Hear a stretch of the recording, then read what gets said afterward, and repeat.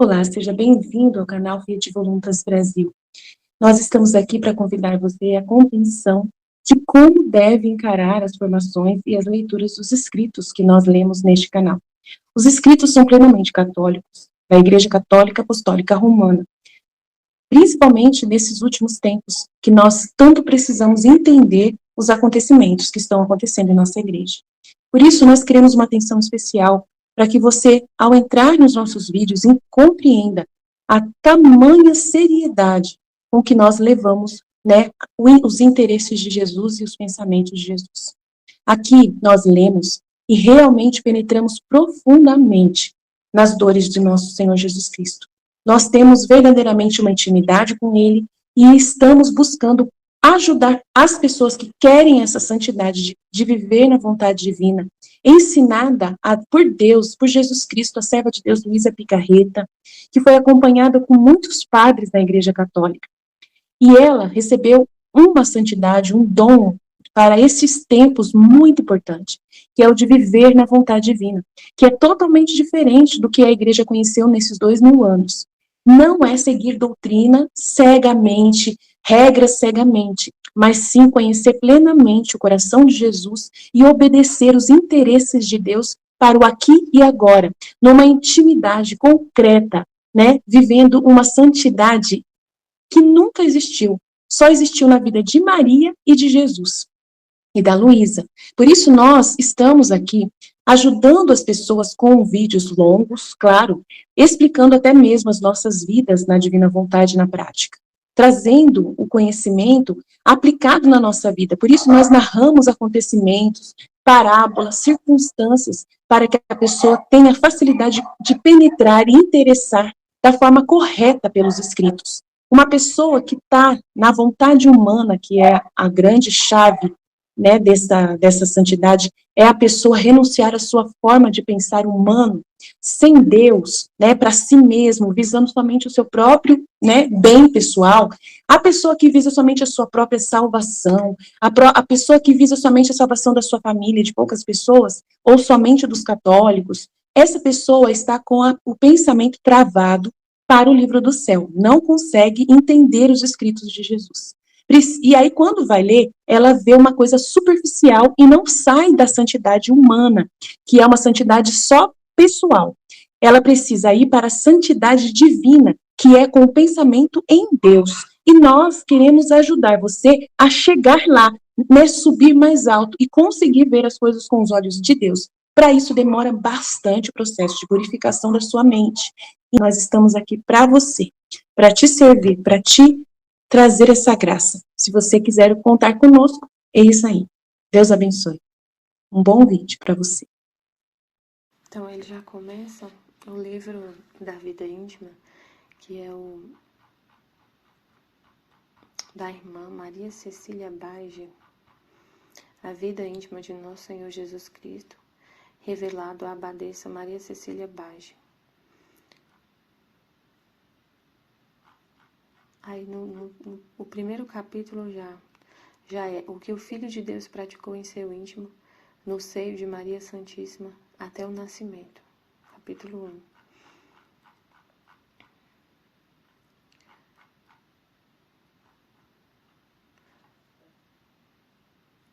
Eu vou ler o prólogo do livro primeiro.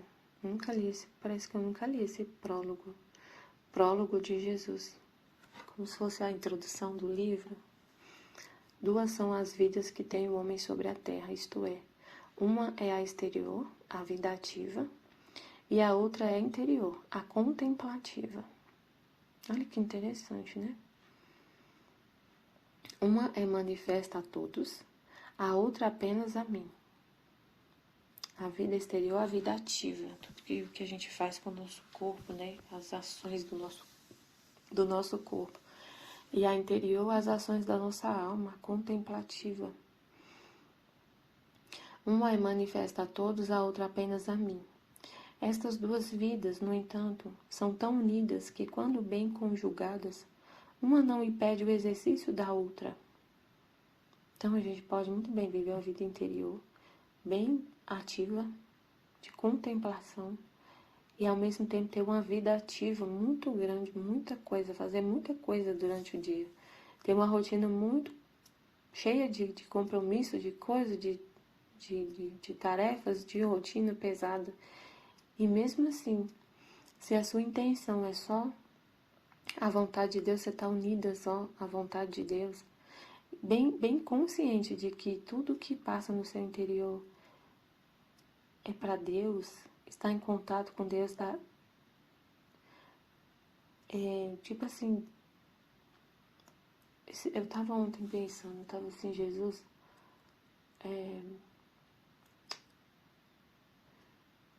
como que hoje eu me importo tanto com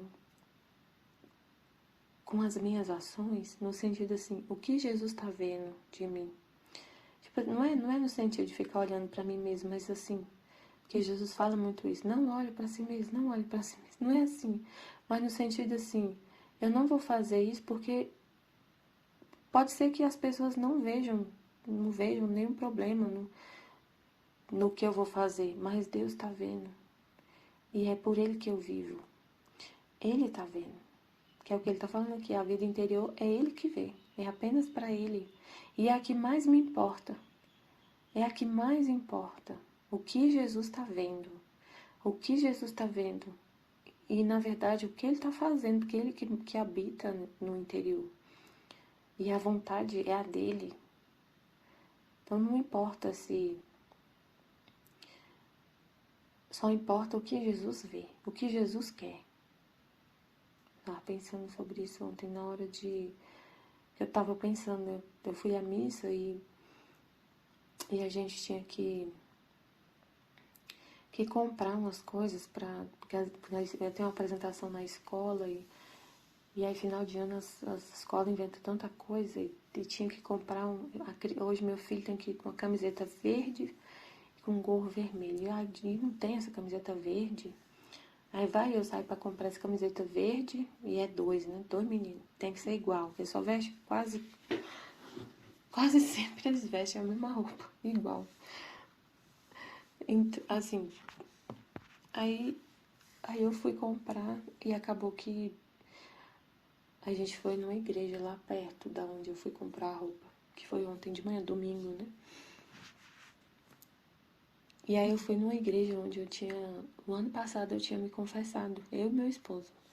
A primeira vez que ele confessou, depois de muitos anos, né, foi nessa igreja. E aí eu tava pensando, eu vou confessar novamente essa semana, né? Antes do Natal eu quero confessar, eu e ele. Aí eu fico pensando, toda vez que eu vou me confessar, eu fico pensando, Senhor, que eu vou falar pro padre, porque assim, eu nunca quero te ofender. Eu não vejo assim um pecado mortal para eu poder comer de jeito nenhum. Mas a gente confessa nas datas, assim, na Páscoa e no Natal, né? A gente continua confessando, recebendo o sacramento. E um dia eu li um trecho da Luísa, no Livro do Céu, que a Luísa é nosso, como a gente falou no Kairos, nosso apoio, né? Então você pensa, se a Luísa fazia isso, ela que recebeu o depósito de tudo, então é normal a gente fazer.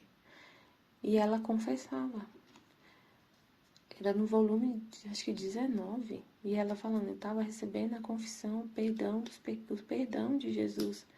E ela pedia em nome de todos, perdão por todos os pecados. Ela falava, eu recebo o seu perdão e peço perdão em nome de todos. E aí Jesus falava, eu te perdoo.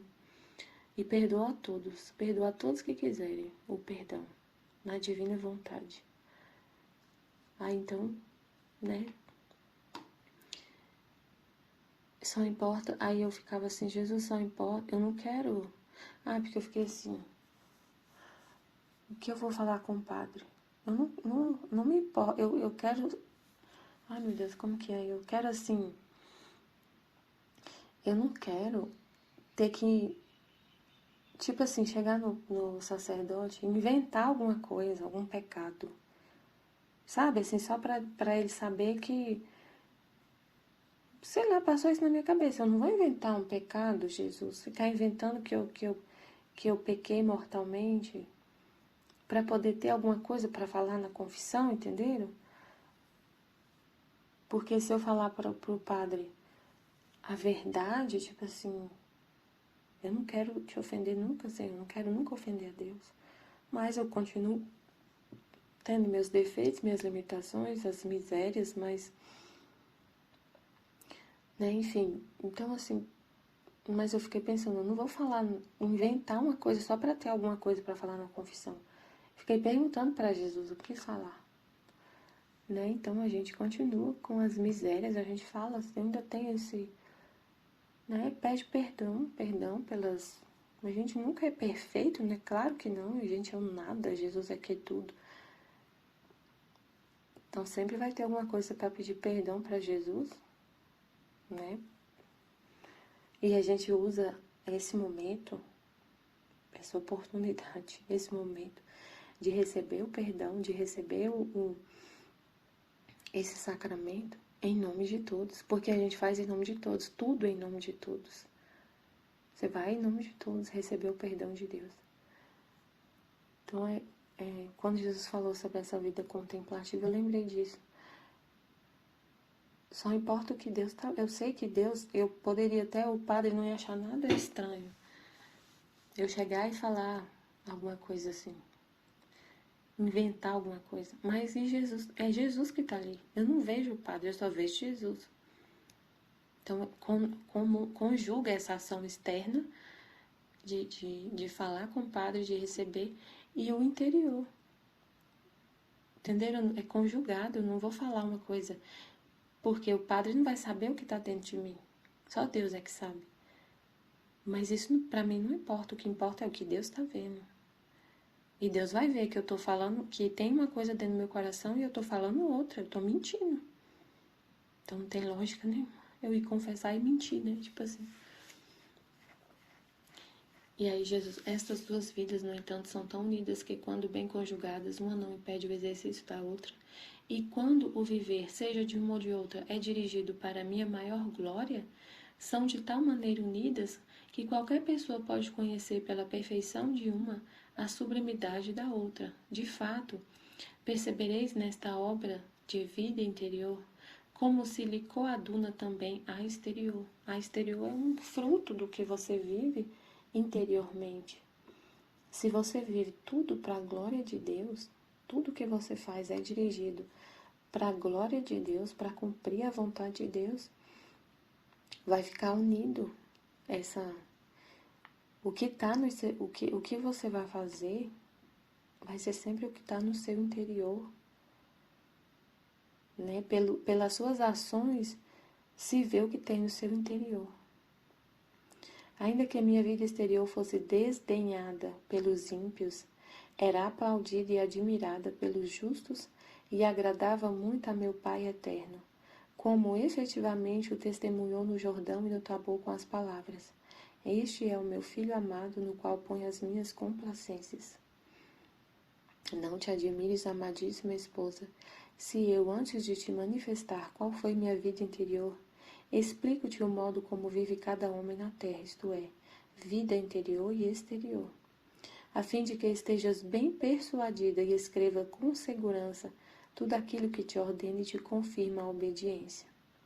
E parecendo ser uma coisa tão difícil, verás não só ser uma coisa tão fácil, mas ainda sumamente consoladora e de proveito espiritual. Anima-te, pois, caríssima, não temas coisa alguma em contrário, pois tudo te manifestarei com todo aquele amor que te tenho, como minha esposa muito querida. Quero, no entanto, que correspondas a tal amor, procurando imitar-me em tudo o que foi, o que no passado te manifestei, e hei de manifestar ainda mais para o futuro, nesta obra que justamente quero que escrevas, a fim de se imprimir melhor em teu coração, como sucedia a Davi com a minha lei. A vossa lei tenho-a fixa em meu coração. Salmo 39, 9. E dirás: quero ter a vossa vida em meio de meu coração, e poder imitá-la perfeitamente, e ser assim minha verdadeira e fiel esposa. Aí no capítulo 1, o que o Filho de Deus praticou em seu íntimo, no seio de Maria Santíssima, até o nascimento.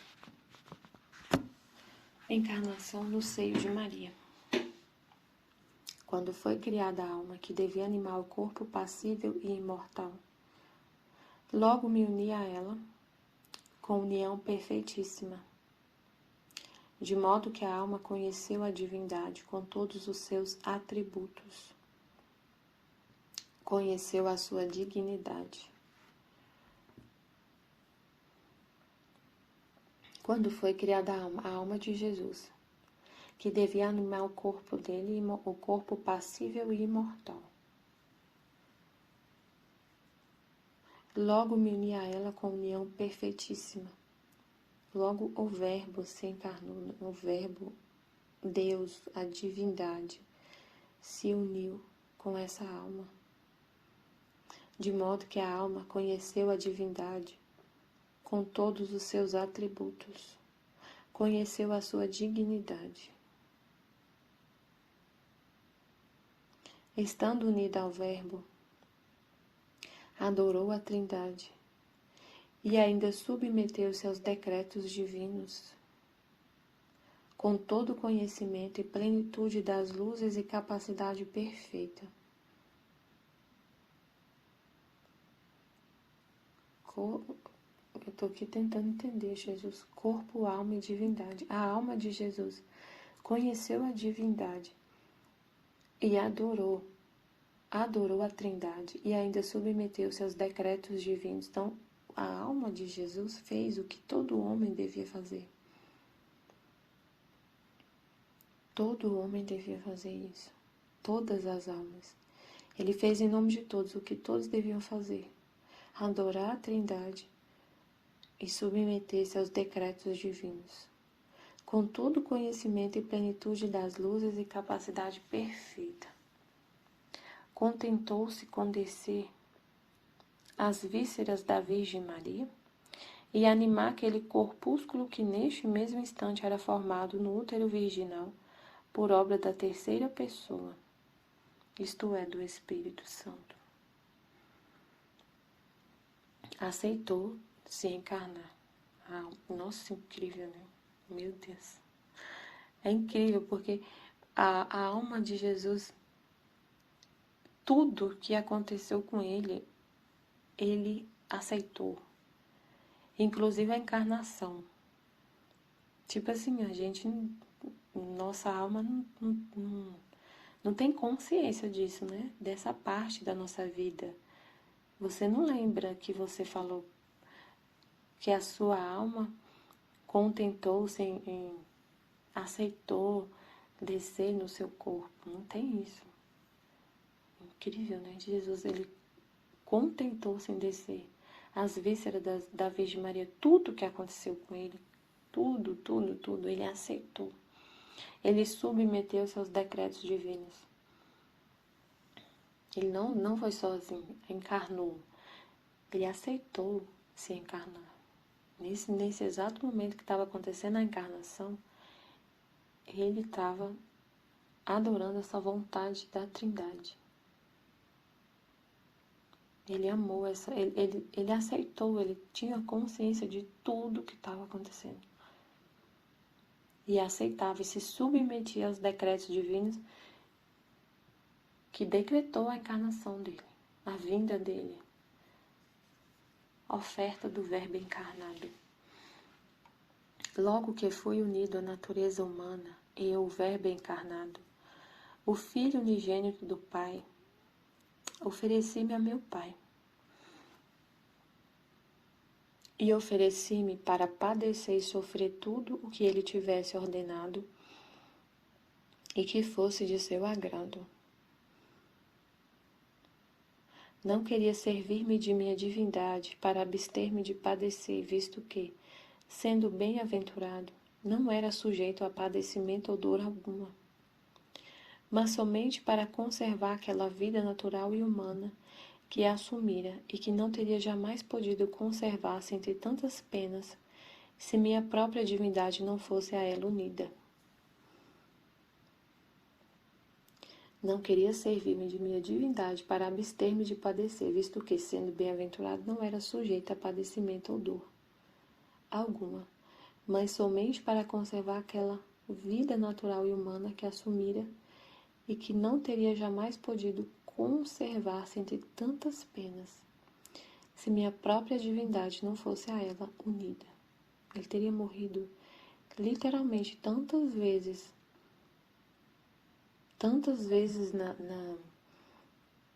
na vida dele, ele teve penas mortais, mas a divindade que trazia de novo a vida, que não permitia que ele morresse. Primeiras aflições. Quando minha alma unida ao Verbo desceu para habitar naquela estreiteza e animar aquele corpo, então imagina no momento em que a alma unida a Deus, unida ao Verbo,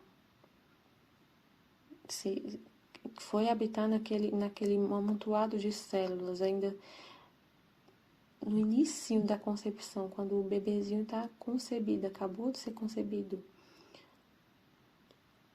E aí ele fala no livro do céu, acho que é no livro do céu, não sei se ele fala aqui na vida íntima, que o corpinho dele, a humanidade dele foi formada com 5 gotas de sangue do coração de Maria. 5 gotas de sangue do coração de Maria formou a humanidade de Jesus. Não teve participação de outro humano. Não teve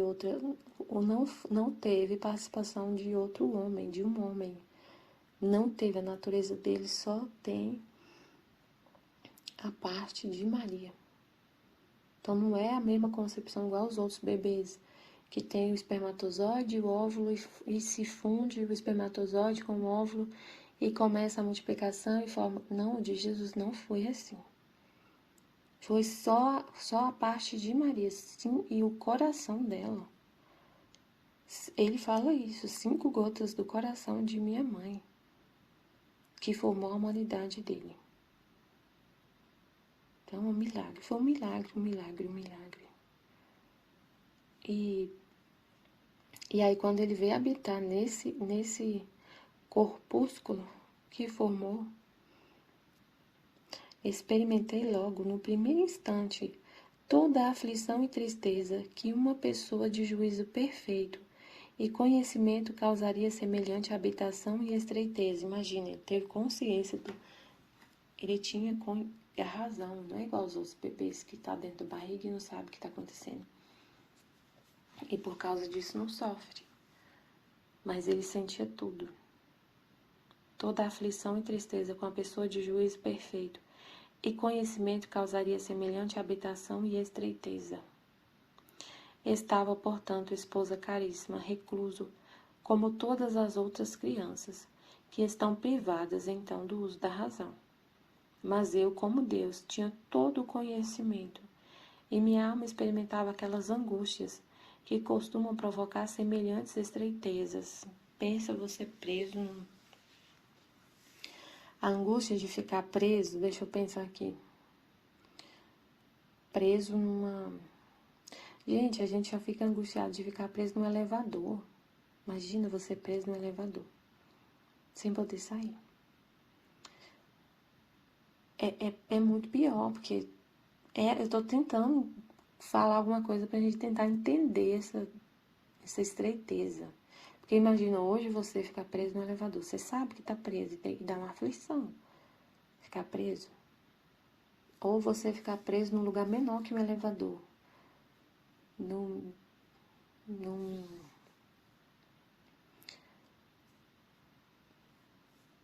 sei, não dá pra pensar numa hipótese, assim. É uma coisa que não tem comparação, né? Mas você ficar preso. A gente sente uma aflição por ficar preso em algum lugar, preso. Numa camisa de força. Uma camisa de força. É horrível. Eu nunca fiquei, mas é horrível. A gente vê as pessoas aflitas porque não pode sair, não pode mover os braços. Imagina a pessoa com os olhos vendados, então tá escuro, os olhos vendados. E a boca também fechada, né? E a pessoa amarrada, sem poder falar, sem poder se mexer. Imagina, você é sequestrado, aí você fica amarrado, com os olhos vendados, então tá tudo escuro e você tá amarrado, não pode se mexer. Dá uma ideia do que é. Você não pode se mexer. Só que o de Jesus é muito pior, porque era um corpúsculo, um zigoto, aquela primeira fase lá de quando forma um bebê.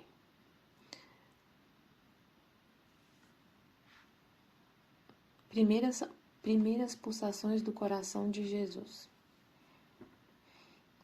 Unido àquela humanidade, adorei imediatamente meu Pai eterno e agradeci-lhe o benefício feito ao gênero humano em dar-lhe a mim, seu Filho unigênito, em prol da redenção humana. Adorei-o e agradeci-lhe em nome de todas as criaturas racionais, das quais eu me declarei então irmão. Protestei desde esse primeiro momento que tudo o que eu fizesse sofresse em cada instante de minha vida, tudo intencionava fazer e sofrer por meus irmãos e suprir assim sua carência e sua negligência, tá vendo? Que Jesus está falando lá naquele trecho do livro do céu. Tudo que eu chorei, eu queria chorar todas as lágrimas de todos os seres humanos. Tudo que ele chorou, ele quis chorar todas as lágrimas de todos os seres humanos. E a intenção dele, em tudo que ele sofreu, em tudo que ele fizesse e sofresse em cada instante da vida dele, em cada respiração, em cada lágrima. Todo intencionava fazer e sofrer por meus irmãos e suprir assim sua carência e sua negligência. E aí ele vai pedir graças para o Pai. Ele vai oferecer esse sofrimento e pedir graças para os homens. Depois deste primeiro ato de adoração e ação de graças, então aplacar a justiça, aplacar o Pai, fazer em nome de todos, fazer pelo Pai o que nós não fazemos. Fazer tudo em nome de todos. Suprir. Depois deste primeiro ato de adoração e ação de graças, pedi a meu eterno Pai uma graça particular para minha dileta mãe, para que lhe fosse acrescido cada vez que eu respirasse, enquanto morava em suas vísceras,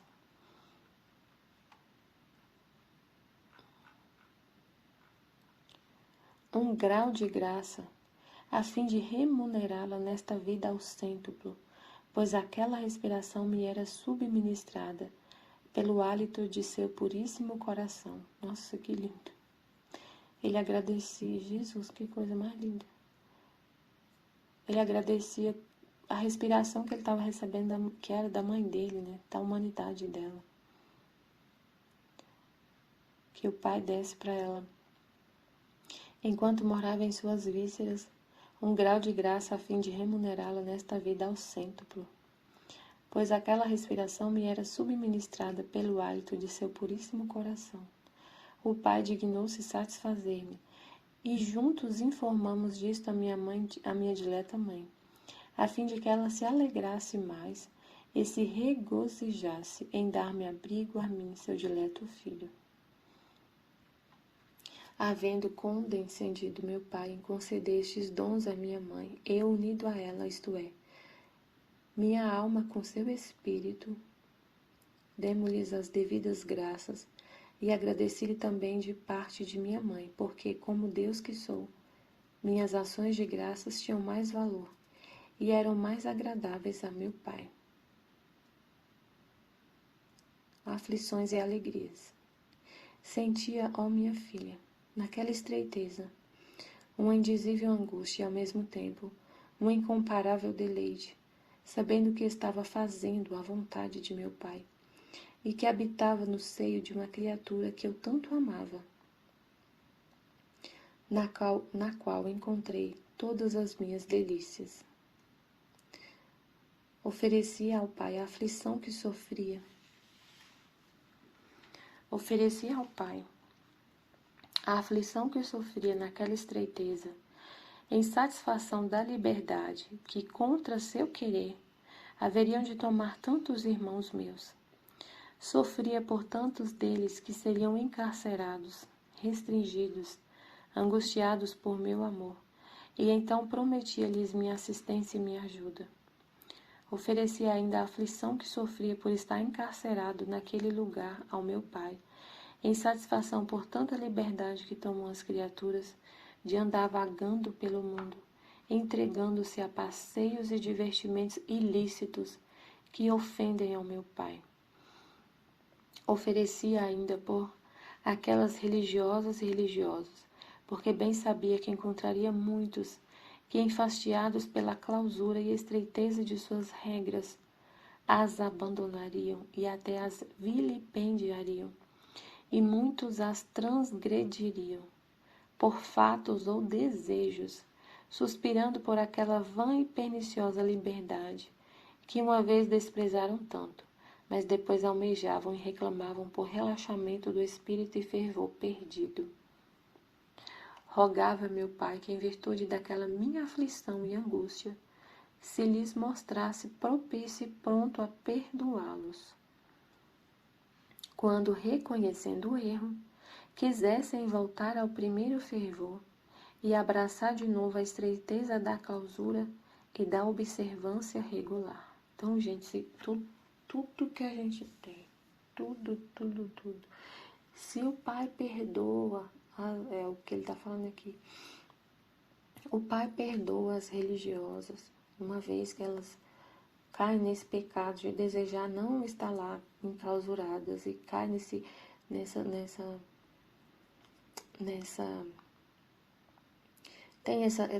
transgride a regra, né, que elas vivem. Transgride essa regra, mesmo que seja por fato, né, sai mesmo da regra, desobedece, ou só por desejo. Se Deus perdoa, foi por causa dessa oração de Jesus, por causa do que Ele ofereceu. Ele ofereceu essa aflição de ficar preso nessa estreiteza, nessa aflição. Ele ofereceu isso, as lágrimas dele, e pediu ao Pai por elas, e pelos religiosos, e por todos que ele falou aqui, né? E todos os que usam a liberdade para ofender a Deus. Ele restringia a liberdade dele, ficava preso e oferecia esse sofrimento por todos que usam a liberdade que tem para ofender a Deus. E aí ele pedia pro Pai, perdoa. E para acontecer que esse arrependimento é uma graça de Deus. Então essa graça que a gente tem de se arrepender, o arrependimento é uma graça. E essa graça foi pelos méritos de Cristo. Pelo que ele ofereceu, pelo que ele alcançou. Ele que alcançou. Ele falou assim, ó, tudo que acontecer, tudo que eu fizer vai ser para... Aqui que ele falou. Tudo intencionava fazer e sofrer por meus irmãos e suprir sua carência e sua negligência. Para satisfazer a justiça do Pai.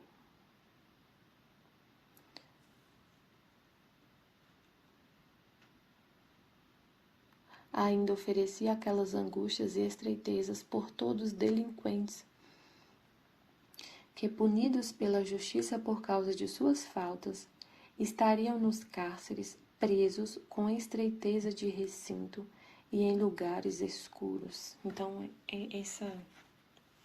a aflição dele, o lugar que ele ficou preso e que estava escuro, era muito pequeno e muito escuro.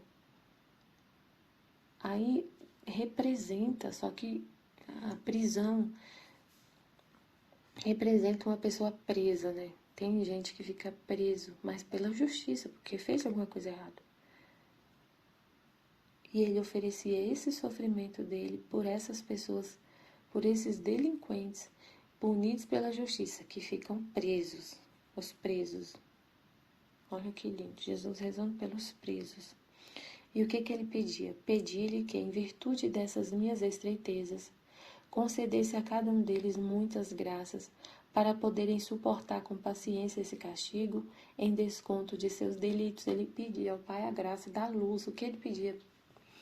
Essa graça é uma luz que vem na mente da pessoa para ela tomar consciência do erro que ela cometeu, para ela se arrepender do que fez, para ela ver o divino, para ela ver, entender, para ela ter essa a luz vem e desperta a alma. A luz de Deus vem, essa graça que Jesus alcançou, que Jesus pediu ao Pai. Desperta a alma. A pessoa está lá presa. Pensa num assassino. Ele está lá preso, na papuda. E aí, vem alguém e fala, sempre tem pastoral carcerário. As pessoas que vão lá levar a palavra de Deus na prisão, pastoral carcerária. E aí vem uma pessoa e fala, um pastor, um padre, não sei, um leigo, falando da palavra de Deus para esses presos. E aí essa pessoa é profundamente tocada com a palavra que o padre fala e se arrepende profundamente de ter feito o que fez. E aceita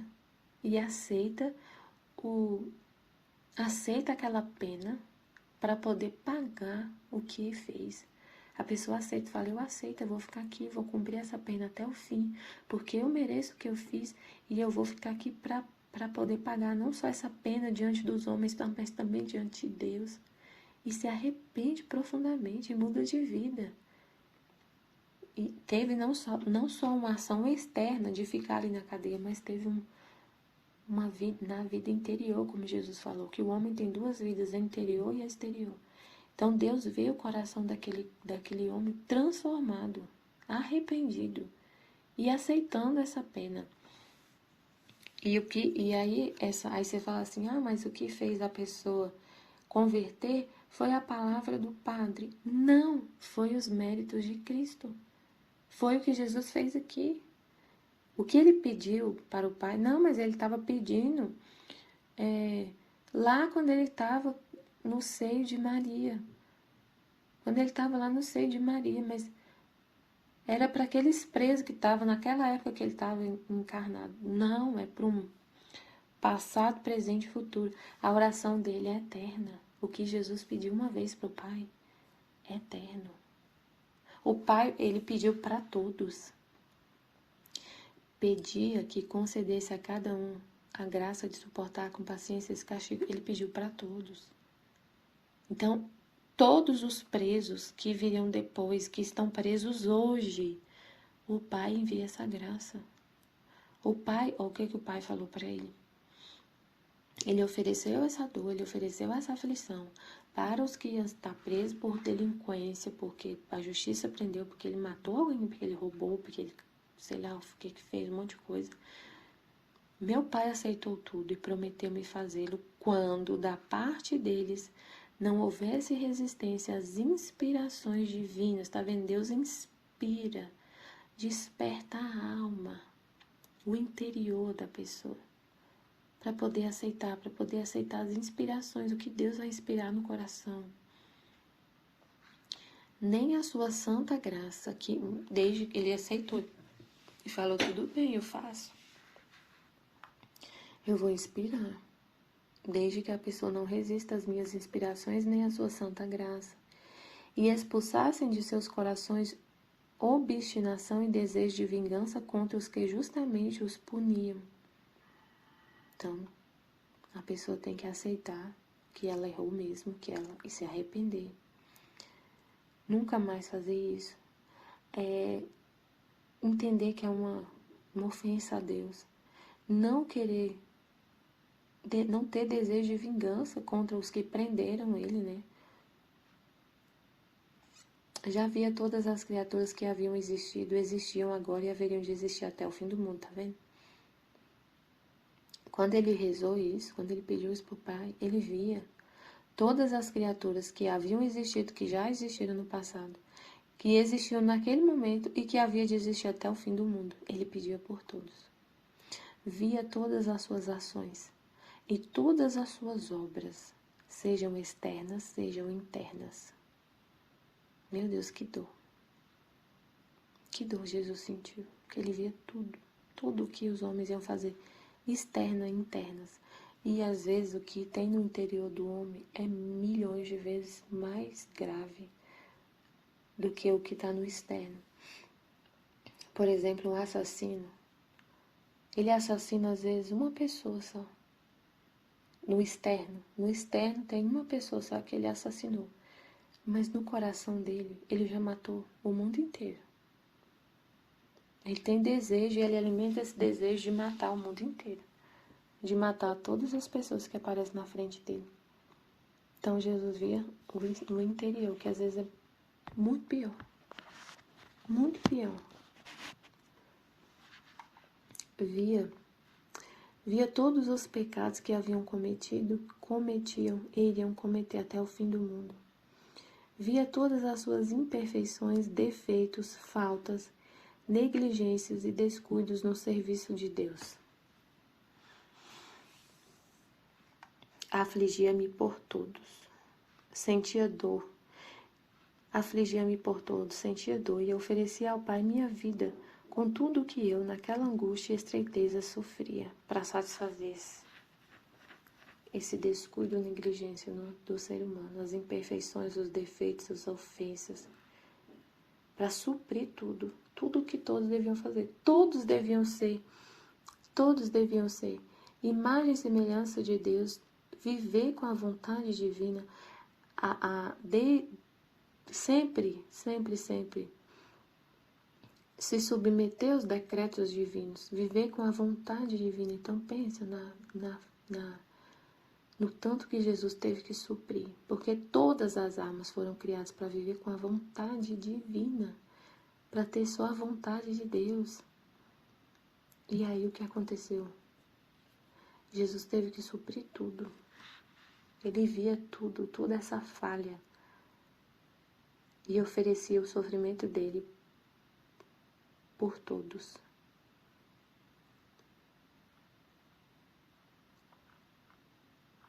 Valor infinito de suas aflições. Tu, minha esposa, acreditarias que minha vida no seio de Maria tivesse pouco mérito e pouco valor, porque faltavam esses padecimentos cruéis que sofreria no decurso de minha paixão. Não. Saiba, filha, que tinha tanto mérito e tanto valor uma só daquelas respirações angustiadas que eu tinha no útero virginal, que bastava para satisfazer pelas culpas, defeitos e faltas de todas as criaturas. O amor de Jesus pelo Pai.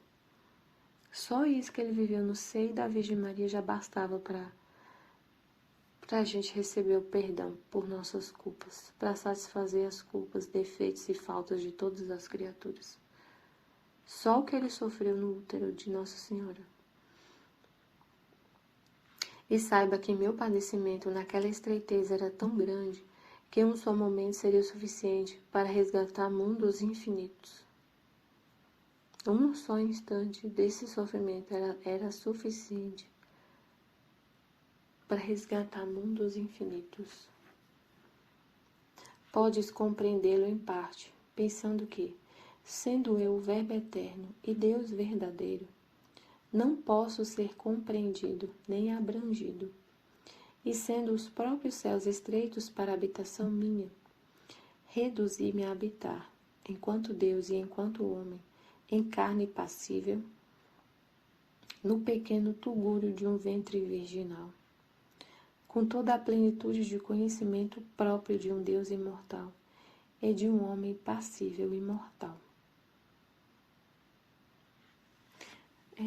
É complicado entender, Senhor, tanto que é incrível.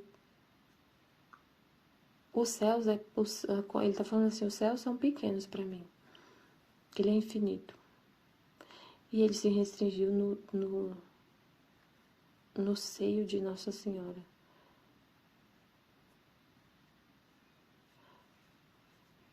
E num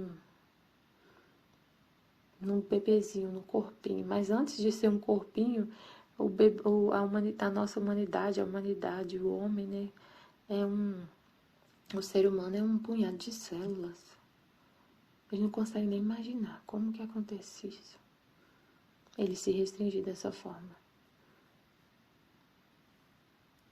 Tanto mérito e valor, e tanto valor uma só daquelas respirações angustiadas que eu tinha no útero virginal, que bastava para satisfazer pelas culpas e defeitos e faltas de todas as criaturas.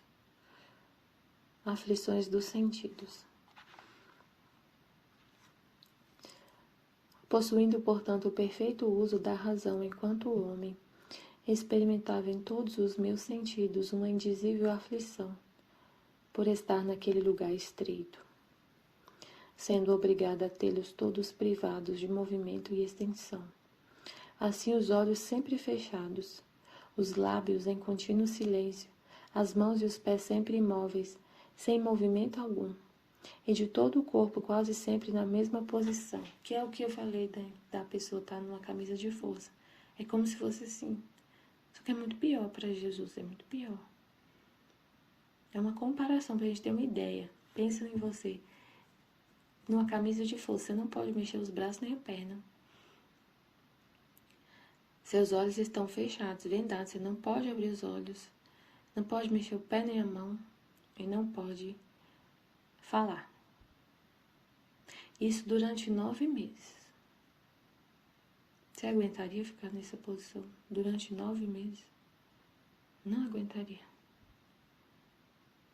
Durante 9 meses, você entrar em desespero. Uma pessoa entra em desespero se não pode falar, nem abrir o olho, nem mexer as mãos e os pés e ficar amarrado. Entra em desespero, morre de desespero, de aflição, de desespero. E Jesus ficou assim.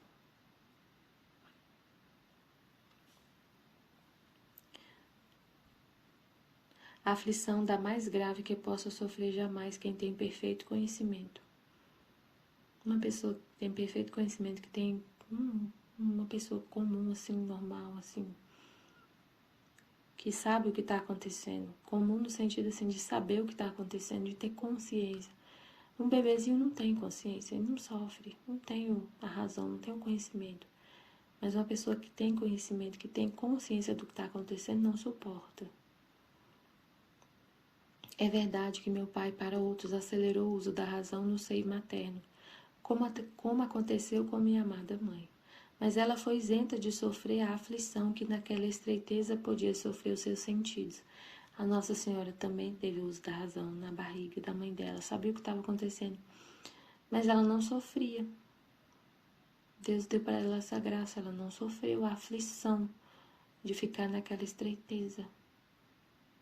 Não houve, no entanto, esta exceção para mim, porque meu pai quis que eu sofresse todas as aflições que costuma causar a natureza humana, semelhante angústia e estreiteza. É um mistério, Senhor. Meu pai quis que eu sofresse todas as aflições que costuma causar a natureza humana, semelhante angústia e estreiteza.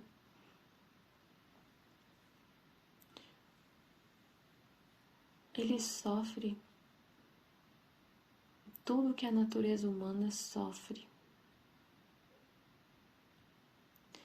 Meu pai quis que eu sofresse todas as aflições que costuma causar a natureza humana, semelhante angústia e estreiteza.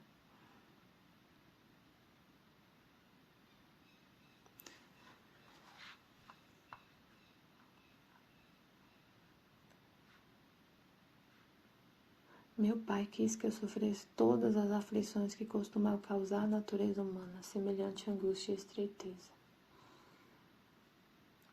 Então é isso, amanhã eu continuo. Vou ler esse capítulo 1, junto com esse texto do Livro do Céu, com esse trecho do Livro do Céu. estivemos e sempre estaremos reunidos em nome do Pai, do Filho e do Espírito Santo. Amém. Fiat Jesus, eu confio em vós. Amém.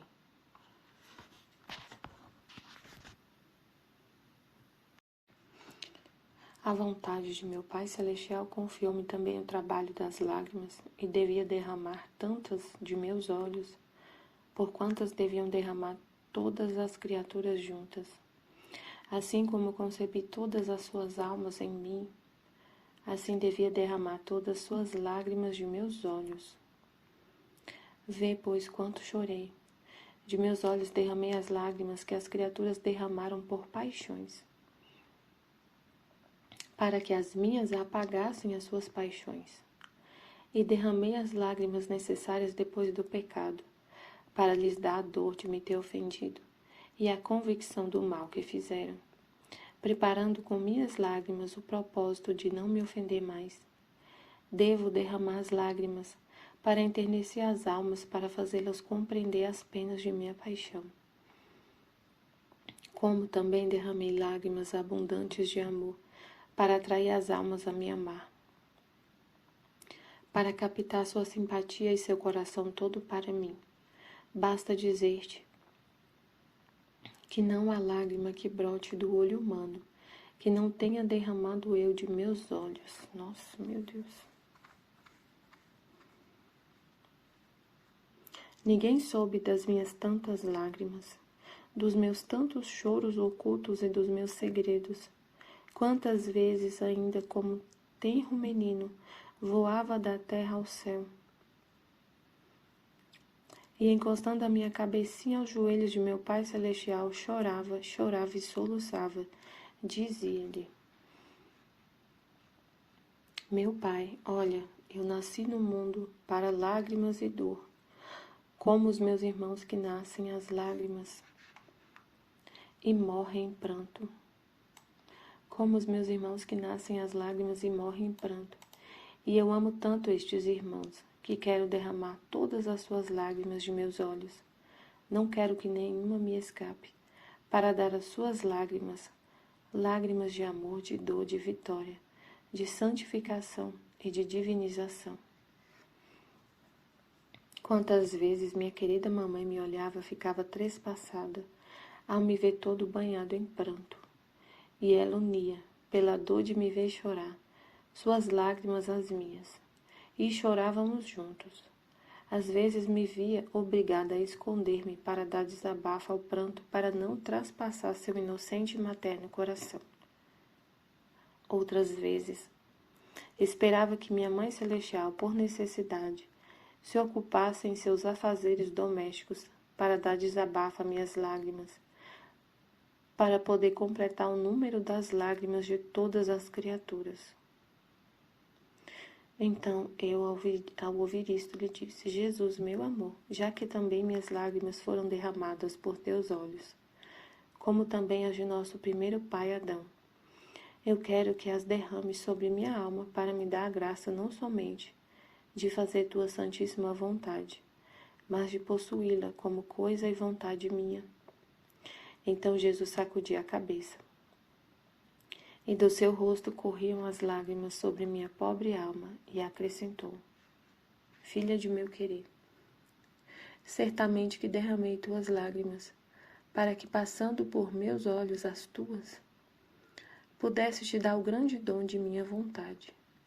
O que Adão não pôde receber com suas lágrimas, apesar de que passaram por meus olhos, podes receber tu. O que Adão não pôde receber com suas lágrimas, apesar de que passaram por meus olhos, podes receber tu, porque Adão, antes de que pecasse, possuía minha vontade. E com a possessão de minha vontade, na semelhança crescente de seu Criador, e crescia tanto que formava o encanto de todo o céu, e todos se sentiam honrados em servi-lo. Depois do pecado, perdeu a possessão de meu querer. E apesar de ter chorado sua culpa e não ter pecado mais, olha, interessante Jesus falando, ele não pecou mais. Nunca tinha pensado nisso. E apesar de ter chorado sua culpa e não ter pecado mais. Não pôde fazer minha vontade, mas não possuí-la, porque faltava o divino ofendido. Porque faltava o divino ofendido, que devia formar um novo enxerto divino entre a criatura e o Criador, para poder cruzar de novo os limites das possessões do eterno querer. Este enxerto foi feito por mim, Verbo eterno, depois de 4.000 anos, e Adão até então havia passado aos limiares da eternidade. Mas apesar deste enxerto divino, feito por mim com lágrimas, suspiros e penas inauditas, quantos se reduzem à condição de Adão depois do pecado, a só fazer minha vontade? Outros não a querem conhecer, outros se rebelam a ela. Está errado aqui na tradução. Na tradução está outros se revelam, mas outros se rebelam. Outros se rebelam. A gente, mesmo a palavra errada aqui, a gente entende pelo contexto aqui, né? Uns se reduzem à condição de Adão, só fazer a vontade divina. Outros não a querem conhecer e outros se rebelam. Só quem vive em minha vontade eleva-se ao estado de Adão inocente antes de cair em pecado. Porque há uma grande distância entre quem faz a minha vontade e entre aqueles que a possuem. Há distância entre Adão inocente e Adão depois do pecado. E eu, vindo à terra, devia agir como Deus. Cumprir em toda a obra do homem, elevá-lo ao ponto primeiro da sua origem, dando-lhe a posse da minha vontade. E enquanto muitos se servem da minha vinda apenas como remédio para a sua salvação, e portanto tomam a minha vontade como remédio, como força e como antídoto para não ir para o inferno, eu esperarei ainda, a fim de que surjam as almas que a tomem como vida. Nem pensa mais em inferno. Almas que vivem, que buscam essa santidade, né? Nem pensa em inferno. Não usa a vinda de Jesus, não usa a vida dele só como antídoto, como remédio para não cair no inferno. E tem a vontade dele como vida e não como remédio. E com fazê-la conhecer, a fim de que surjam as almas que a tomem como vida, e com fazê-la conhecer, tomem posse dela, e assim completarei a obra da minha vinda à terra, e terá fruto o enxerto divino formado de novo com a criatura. Nossa, é muito incrível, meu Deus. Eu fico impressionado quando Jesus fala dessa parte, assim, do motivo por que ele veio à Terra. E que, nossa, sempre que eu leio, eu fico impressionada. De que não é completo, né? Não é, quando ele falou da Eucaristia, meu Deus, eu fiquei impressionada demais. O motivo pelo qual ele ficou na Eucaristia foi para formar o reino da divina vontade. O motivo pelo qual ele se encarnou, o propósito, a finalidade, foi para formar o reino da divina vontade. Então, completarei a obra da minha vinda à terra, e terá fruto o enxerto divino formado de novo com a criatura. E minhas lágrimas se transformarão em sorrisos celestiais e divinas, em sorrisos celestiais e divinos para mim, as lágrimas se transformarão em sorrisos celestiais e divinos para mim e para elas, para as criaturas. Nossa, meu Deus, incrível. Vamos lá, então, voltar no texto e meditar. Então, a cena o contexto desse trecho é Jesus chorando. O menino Jesus chorando muito. E enquanto eu estava lendo, me veio muito o livro da vida íntima de Jesus. O que ele pedia para o Pai. Porque no livro da vida íntima, Jesus mostra as orações dele para o Pai. Aí eu vou ler um pedacinho do livro da vida íntima. Quando ele estava no ventre de Nossa Senhora, o que ele falava com o Pai. Em nome do Pai que me criou, em nome do Filho que me resgatou, em nome do Espírito Santo que me santificou, divina vontade, reina na minha vontade. Minha mãe, eu te amo e tu me ama, dá-me um gole da vontade divina para minha alma. Me abençoa, Mãe, para que todas as minhas ações sejam feitas diante de vossos olhos maternais. Amém. Suprema Majestade, eu venho em sua vontade divina em nome de todos, do primeiro ao último homem que existirá na terra, para dar a ti as homenagens que tens de direito, as adorações e os louvores, o amor que cada criatura lhe deve, as ações de graça, e fazer todas as reparações por todos e por cada pecado. Venho, Senhor, na tua divina vontade, dou-te a minha vontade humana, por meio do Imaculado Coração de Maria, que possui todos os dons e os frutos da divina vontade. Dá-me, Senhor, a tua divina vontade. Vem, divina vontade, nesta ação que estou a fazer, e em todas as ações que eu farei durante este dia. Amém, Fiat. Vinde, Espírito Santo, vinde por meio da poderosa intercessão do Imaculado Coração de Maria. Vossa amadíssima esposa e nossa mãe, amém. Vinde, Espírito Santo, vinde por meio da poderosa intercessão do Imaculado Coração de Maria. Vossa amadíssima esposa e nossa mãe, amém. Vinde, Espírito Santo, vinde por meio da poderosa intercessão do Imaculado Coração de Maria. Vossa amadíssima esposa e nossa mãe, amém. Eu não sou nada, Deus é tudo. Pai, eu te amo. Então vamos continuar o estudo da Escolinha da Divina Vontade, volume 18, 20 de dezembro de 1925. Sobre as lágrimas de Jesus e como derramou todas as lágrimas das criaturas. Viver na Divina Vontade significa possuí-la. Então é um trecho bem interessante para meditar essa semana, né? Que tá a semana que antecede o Natal, a semana.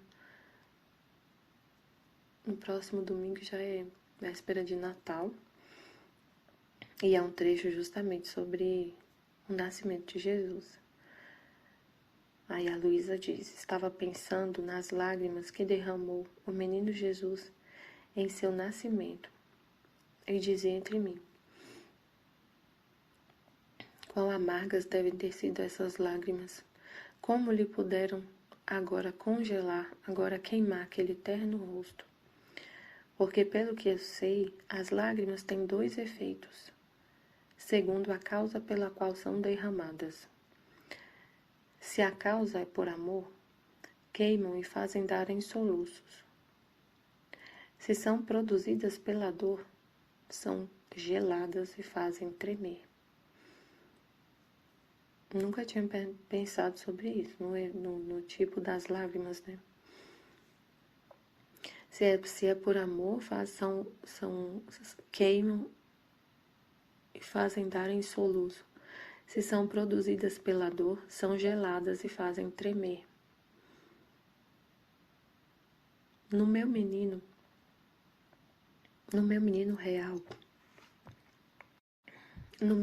real havia um intenso e infinito amor e uma dor sem fim. Assim que muito lhe devem ter custado suas lágrimas. Agora, enquanto pensava nisso, o meu doce Jesus mexeu-se dentro de mim e fez-me ver o seu rosto banhado em lágrimas, mas tantas que uma corria atrás da outra, até lhe banhar o peito e as mãos. E suspirando disse-me: minha filha, minhas lágrimas começaram desde o primeiro instante de minha concepção, no seio de minha Mãe Celestial, e duraram até meu último respiro sobre a cruz. A vontade de meu Pai Celestial confiou-me também o trabalho das lágrimas. A vontade de meu Pai Celestial confiou-me também o trabalho das lágrimas, e devia derramar tantas de meus olhos, por quantas deviam derramar todas as criaturas juntas.